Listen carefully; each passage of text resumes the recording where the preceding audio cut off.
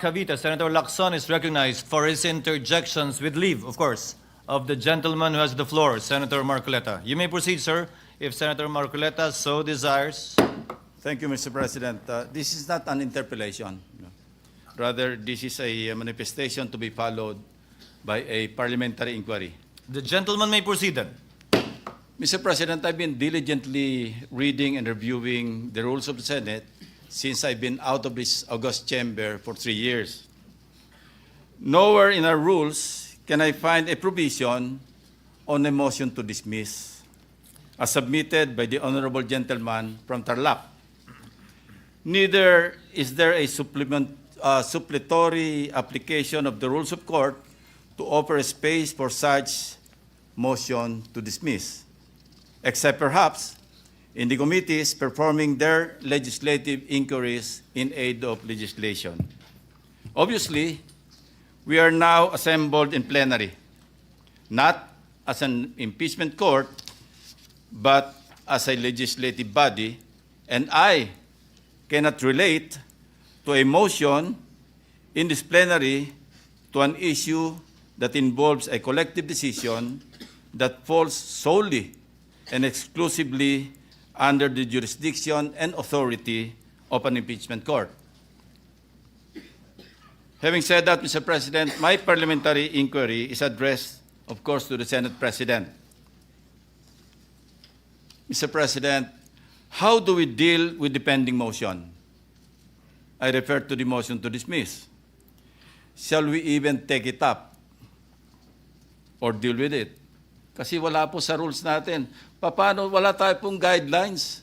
Kasi wala po sa rules natin yung motion to dismiss. So anong guidelines ang susundin natin in addressing the motion to dismiss submitted by the Honorable Marcoleta? Assuming arguendo, Mr. President, that the motion is voted upon and adopted by this body, what if, Mr. President, the Supreme Court reverses itself when it rules on the MR filed by the House of Representatives through the Solgen? Shall we also backtrack and reverse ourselves in dismissing the impeachment case? I pose that question, Mr. President. Thank you. Thank you, Senator Lacson. To respond, we were faced with this question, but the very people asking us to wait right now were the very same people who were telling us before to ignore the pendency of a case in the Supreme Court precisely regarding this impeachment complaint. They were egging the Senate, even if we were on recess, to precisely proceed with the trial in spite and despite the pendency of cases in the Supreme Court. And the chair, with an abundance of caution, same with us good senator right now, decided to afford the Supreme Court time during the recess to decide on the matter. And when they did not, the Senate, in accordance with its duty, convened the impeachment court when we resumed session, given that we cannot conduct impeachment proceedings that have not yet begun yet during the recess. To answer the query with respect to motion to dismiss, this was actually done, although not via a motion to dismiss, but a motion to archive in relation to the impeachment complaints of then President Estrada and Ombudsman Gutierrez. In fact, in the case of Ombudsman Gutierrez, it was our distinguished minority floor leader himself, acting as majority leader, I believe, who moved that the case be archived, given the resignation of then Ombudsman Gutierrez for being moot. In the case of President Estrada, the case was likewise archived for being functus officio, given that EDSA DOS happened and a new president was sworn into office. Your Honor, I believe the chair believes that we will have different interpretations of the effect of the Supreme Court decision. But ultimately, as I discussed with the majority leader earlier, once a decision is made by the Senate and the period to seek a reconsideration of that decision put to a vote has expired, the next logical step would be to archive so that it will be made part of our records. It is the position of the chair, subject to the wisdom of the plenary, Your Honor, that given the Supreme Court decision that the Senate never acquired jurisdiction over it, that the proceedings and the articles of impeachment were null and void ab initio.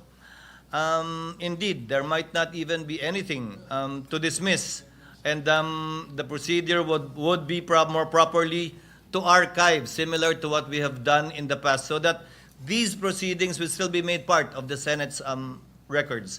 But we will cross that bridge once we put it to a vote, Mr. President. I go Your back Honor. to my previous question, Mr. President. Anong gagawin natin sa motion to dismiss? How do we deal with it? May We I are in answer, plenary Mr. as a legislative body. We're not an impeachment court. So yun ang tanong ko po, Mr. President. Yun ang essence ng aking parliamentary inquiry. The predisposition of the chair is what I stated, but subject, of course, to the wisdom of plenary. Maybe here from Senator Marcoleta, with respect to his ideas, given that he is the proponent Mr. of the President, motion. it is true that the motion to dismiss is not part of our rules. But it is part of our rules po yung pagiging suppletory application po ng rules of court. In the rules of court, yung korte po can motu proprio dismiss a case kung wala pong jurisdiction. And considering that the rules of court has become part of our rules, that's why I use the motion to dismiss. Pag wala pong jurisdiction, halimbawa, sa isang korte, collection case po ito, 5,000 pesos po yung pinal niya, dinismiss po ng court kahit hindi pa sumagot yung kalaban, Mr. President, kasi ang jurisdiction po ng korte hanggang 3,000 lang. Ganun po ibig sabihin nun. Minsan po, hindi po verified yung complaint, dinismiss. Sa motu proprio, talagang dinidismiss. Paano po kaya kung sinabihan pa nga na the Senate didn't acquire jurisdiction over the case? Mas lalo po sigurong dapat nating panindigan na talagang i-dismiss na po natin, Mr. President. Senator Lacson is recognized. Again, I refer to our rules, Mr. President. Wala rin po ako makitang suppletory application sa rules of the Senate pagdating sa plenaryo. Pwede pong gamitin ito sa mga committee hearings. Sa impeachment. Inquiry in aid of legislation. But we are not there. We're here in plenary. Maski po basahin natin na 100 beses ang ating rules of the Senate, wala pong suppletory application sa ating rules. Thank you, Mr. President. The point of Senator Lacson, insofar as that is concerned, is well taken. Senator Pangilinan.